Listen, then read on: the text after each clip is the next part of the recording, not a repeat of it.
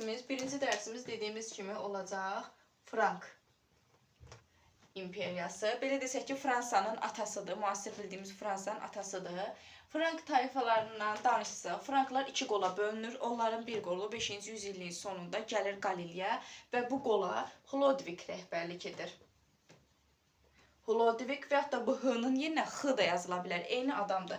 5-ci əsrin sonunda gəlir Qaliliyə və burada Romalılarla toqquşur Soissons döyüşündə.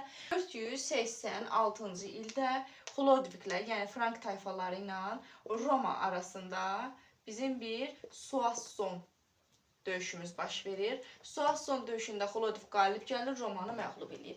Və bundan sonra elə 5-ci əsrin sonlarında yavaş-yavaş Frank dövləti yaranır. Dövlətin yaranmasının konkret bir ili yoxdur, lakin dövlətimizin banisi dediyimiz kimi Hlodvikdir.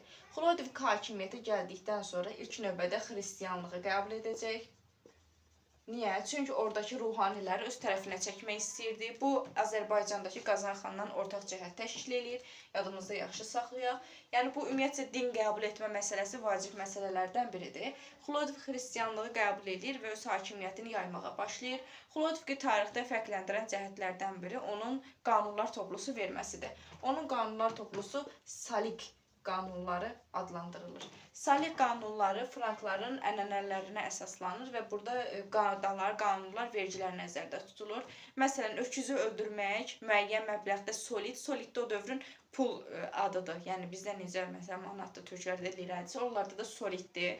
Sonra haqqa, hüquqa aid burada qaydalar, qanunlar var, qula aid qaydalar, qanunlar var ki, hər birinin qarşılığında biz pul ödəyirik ki, yəni solid ödəyirik ki, o elədiyimiz səhvin altından çıxa bilək. Daha sonra biz burada Karl Martel'dən danışacağıq, baş məmur. Baş məmur Karl. Bax, qətiyyətlə qarışdırmırsan Aytaç. Baş məmur Karl. Karl heç vaxt hökmdar olmayıb. O sadəcə və sadəcə baş məmurdur. Onu heç vaxt hökmdar götürmürsən. O hərbi islahat keçirib. Hərbi islahat keçirək dövləti gücləndirib. 732-ci ildə Poitiers döyüşündə ərəbləri məğlub edib və ərəblərin Avropanın içərilərinə doğru irəliləməsinin qarşısını alıb. Hərbi islahat keçirib Poitiers döyüşündə iştirak edib və qalib gəlib ərəblərin Avropanın içərilərinə doğru irəliləməsinin qarşısını alıb. Baş məmur Martel'dən sonra bizim ən görkəmli şəxsimiz olacaq Karl Martel. Karl Martel neymiş? Böyük Karl. Böyük Karl. Demək, fərq nə oldu? Məmur Karl Martel, buna bir Martel deyəcək.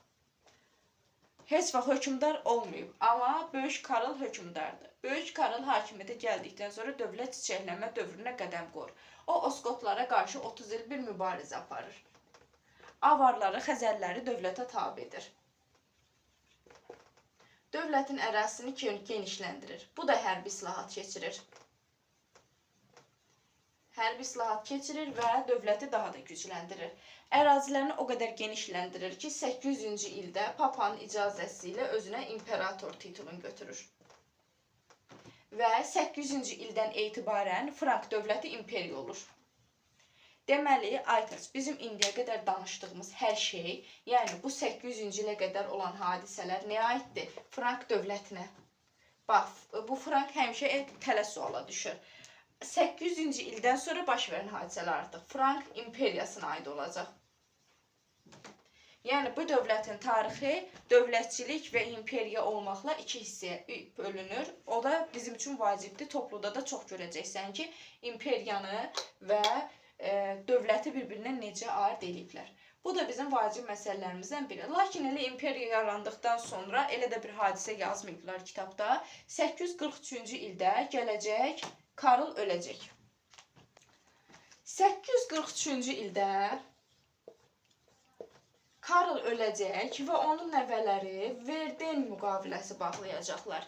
Nəvələrinin adı kitabda yoxdur, keçmiş mənbələrdə var idi.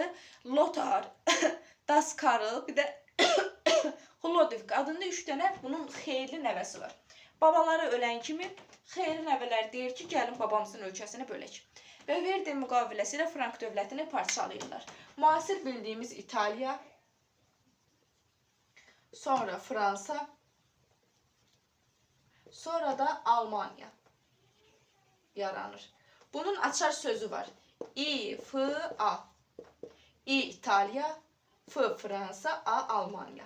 Yəni, Frank imperiyası parçalandıqda Frank ifa elədi və yerində İtaliya, Fransa və Almanya yarandı. Beləsini yadımızda saxlayırıq.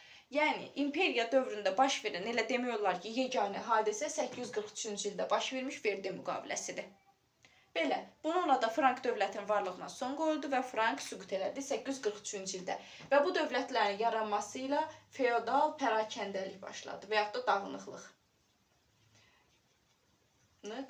Niyə? Çünki artıq vahid bir dövlət yoxdur, 3 dənə yerində dövlət yaranmış oldu.